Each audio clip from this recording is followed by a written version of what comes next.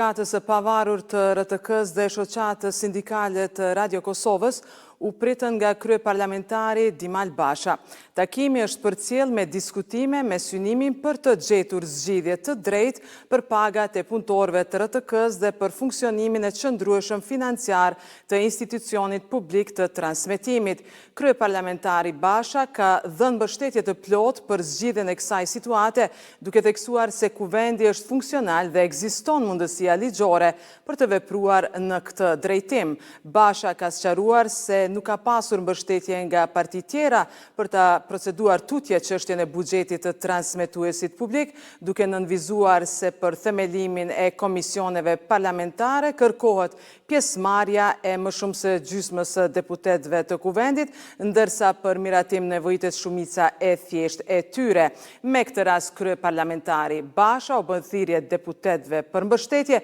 duke vënë në pas se votimi për komisione nuk është çështje politike, por funksionalizimit të institucionit publik të transmetimit dhe mirëqenies rreth 700 familjeve që jetojnë nga puna dhe paga e punëtorëve të RTK-s.